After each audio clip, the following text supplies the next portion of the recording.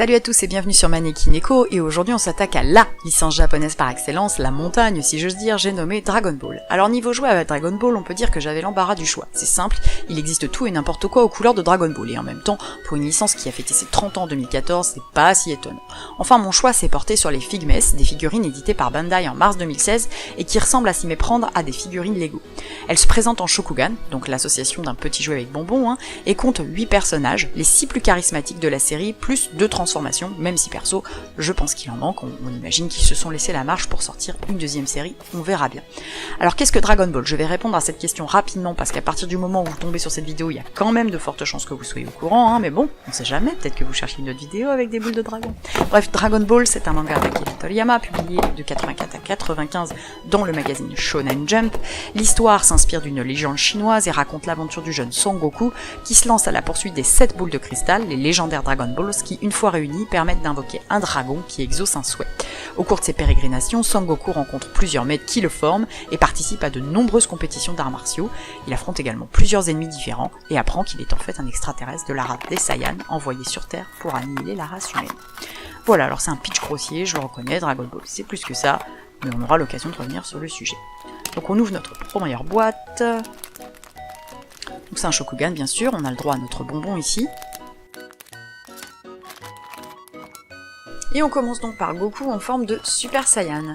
Donc c'est une spécificité de la race extraterrestre à laquelle appartient Goku, quand il gagne en puissance, il change d'apparence et devient blond. Donc, regard sévère et lèvres pincées, il est énervé et c'est normal, le mode Super Saiyan c'est pas un truc qu'on active pour faire des crêpes en famille le dimanche.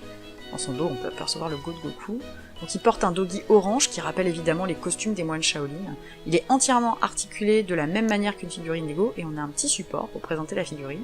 Si vous avez déjà acheté un sachet de figurines Lego, c'est tout pareil.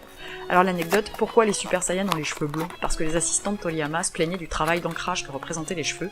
Du coup ils ont décidé de ne pas les ancrer, le manga était en noir et blanc, donc il les laissait blonds dans l'anime.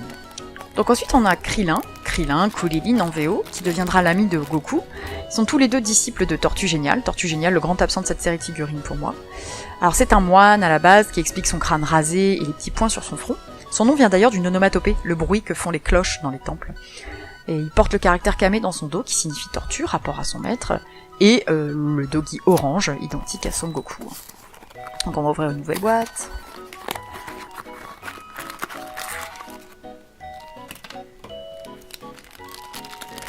Ah, c'est Cell. Donc en fait, c'est Perfect Cell, soyons précis. Le personnage a plusieurs transformations et celle-ci, c'est la meilleure. Donc Cell, c'est un gros vilain, une sorte d'OGM en fait. C'est un mélange des gènes des plus grands guerriers de l'univers Dragon Ball. Et son nom vient évidemment de cellule, Cell en anglais. Il ressemble à un gros insecte. C'est une des figurines les plus détaillées.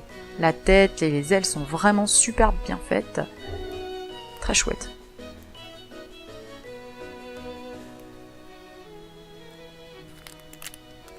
Donc le petit bonbon, toujours. Bon, on va pas se le cacher, c'est pas très bon, mais en même temps, on n'achète pas la boîte pour ça. D'ailleurs, pour ce qui est du prix, il faut compter 540 yens la boîte, donc 5400 yens pour la grosse boîte de 10, sachant que si vous achetez la grosse boîte de 10, vous aurez forcément 2 doubles, vu qu'il n'y a que 8 figurines différentes. Logique. Donc ensuite, on a Goku dans sa version normale, toujours habillé de son dogi orange. Et les cheveux sont vraiment énormes sur cette figurine, la coupe est juste parfaite.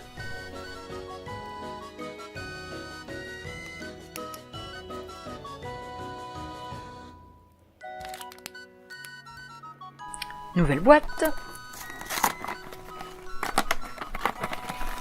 Ah, Vegeta. Vegeta version Super Saiyan. Donc le nom Vegeta vient de l'anglais Vegetal.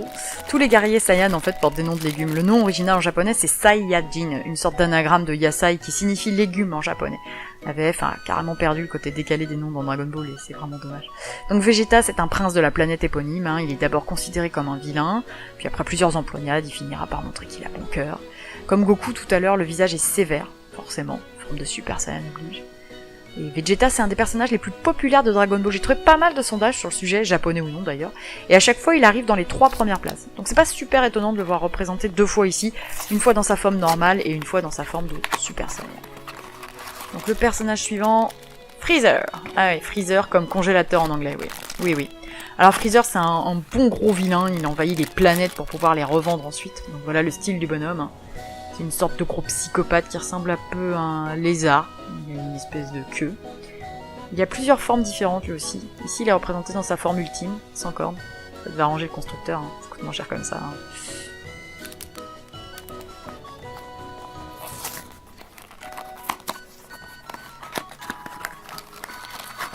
Et voilà, re-Vegeta, mais dans son mode normal cette fois.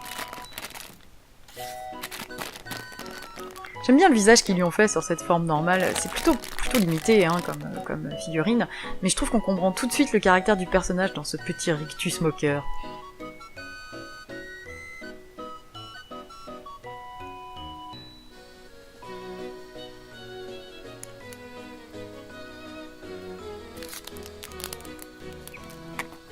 Et on termine donc forcément par Piccolo.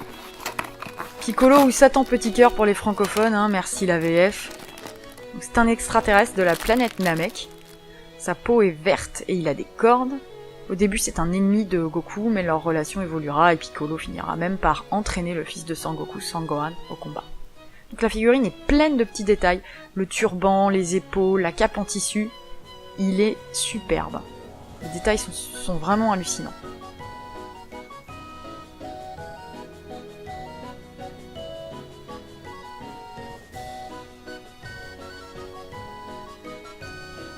Voilà donc nos 8 figurines. Et maintenant, se pose la grande question, quelle différence avec les figurines Lego? Donc j'ai commencé par tout démonter. Et comme vous pouvez le voir, la structure et l'assemblage sont identiques à celles d'une figurine Lego.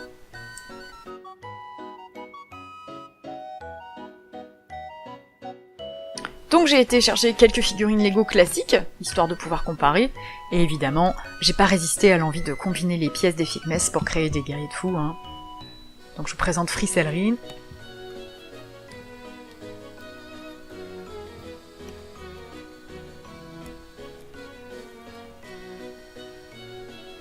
Cette fois-ci c'est le Kuta.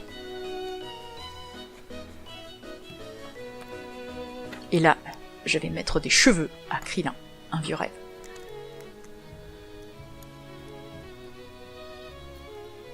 Et voilà, Kreezer.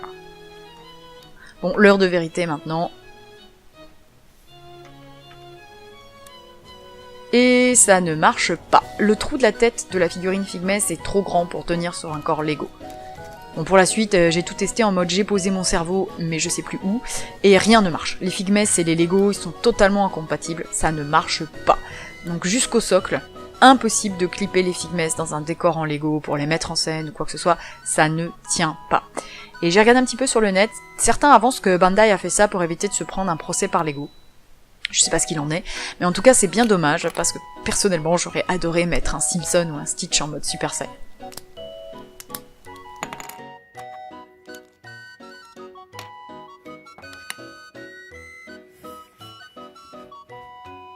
Voilà, c'était donc les figurines Figmess Dragon Ball de Bandai. Elles sont très chouettes, mais mieux vaut éviter de les acheter à l'aveugle parce qu'entre un Cell et un Piccolo hyper détaillé ou un Freezer et un Krillin super épuré, il peut y avoir déception au moment de l'ouverture de la boîte. Donc merci à tous d'avoir regardé cette vidéo, comme d'hab, n'hésitez pas à liker, partager, vous abonner à la chaîne, et moi je vous dis à dans 5 minutes pour une nouvelle vidéo. 5 minutes de Namek, hein. Ciao!